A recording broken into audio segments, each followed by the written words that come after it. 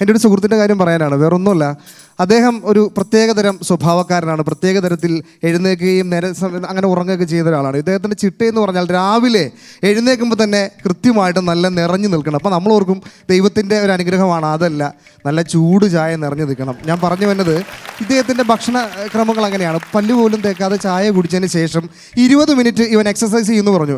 അപ്പോൾ എനിക്ക് ഒരു അതിശയം, 20 മിനിറ്റ് എക്സസൈസ് ചെയ്യാന്ന് പറഞ്ഞാൽ നിസ്സാര കാര്യമല്ല. ഇത് എന്താണെന്ന് അറിയാൻ വേണ്ടി ഞാൻ ചെന്ന് നോക്കിയപ്പോണ്ടല്ലോ രമേശേട്ടാ, ഈ ബാത്റൂമിൻ്റെ ചുവരിൽ പേസ്റ്റ് വെച്ച് അങ്ങ് ഉരയ്ക്കുക. ഇതാ എക്സർസൈസ് 20 മിനിറ്റ്.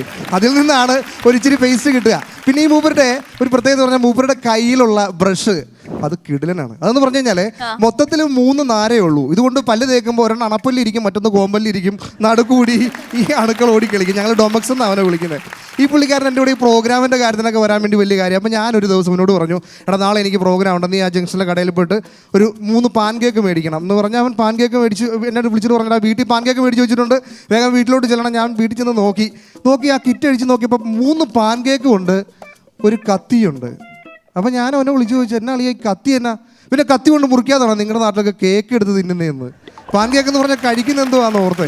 ഈ പുള്ളിനൊരു പരിപാടിക്ക് ജയൻ്റെ ഫിഗർ ചെയ്യുന്ന ഒരു ആർട്ടിസ്റ്റ്, പുള്ളിക്ക് ഈ എന്താ പറയുക, കണ്ണും തമ്മിൽ എന്ന് പറയുന്ന ആ പാട്ടാണ് ജയൻ സാറിൻ്റെ എൻട്രിക്ക് വേണ്ടത്. ഈ CD എടുക്കാൻ മറന്നുപോയി. ഈ ജയൻ സാറ് ടെൻഷനായി. അപ്പോൾ നമ്മൾ പറഞ്ഞു കുഴപ്പമില്ല, നമ്മുടെ സുഹൃത്തുണ്ട്, അവനെ വിട്ട് കഴിഞ്ഞാൽ അവൻ ആ CD പാട്ട് പിടിച്ചുകൊണ്ട് വരും, കണ്ണും ഓക്കെ. അപ്പോൾ കറക്റ്റ് ടൈമിൽ ജയൻ റെഡിയായി നിൽക്കുന്ന സമയത്ത് അപ്പോൾ ഒന്ന് പാട്ട് ഇടുവാണേ, കറക്റ്റ് ഡേ ജയൻ റെഡി. അടുത്തതായിട്ട് വേദിയിൽ ജയൻ. ഉടനെ തന്നെ ജയന് വേണ്ടിയിട്ട പാട്ട്, കണ്ണും നോക്കിയ നീ കൊള്ളും മാഫിയ. അപ്പം മറ്റേ പാട്ടല്ലേ വേണ്ടേ? ഇത്തരം ഒരുപാട് സംഭവങ്ങളുണ്ട്. ഈ പുള്ളിക്കാരനൊരു ചെറിയ പ്രണയം ഉണ്ടായിരുന്നു, ഒരു ചെറിയ പ്രണയമുണ്ട്. അപ്പോൾ ഈ പെൺകുട്ടിക്ക് ഇഷ്ടമല്ല, പുള്ളിക്ക് ഇഷ്ടമാണ്. അപ്പോൾ ഈ പെൺകുട്ടിയെ കാണാൻ വേണ്ടി എല്ലാ ദിവസങ്ങളും ഈ പെണ്ണിൻ്റെ വീടിൻ്റെ വാതിലിലൂടെ ഗേറ്റിൻ്റെ അവിടെ 2 തവണ നടക്കും. 2-3 തവണ ഇങ്ങനെ കുറേ ദിവസം ആവർത്തിച്ചപ്പോൾ ഈ പെണ്ണിൻ്റെ അച്ഛൻ വിളിച്ചിട്ട് പറഞ്ഞു, മകൻ ഇങ്ങോട്ട് വന്നേ.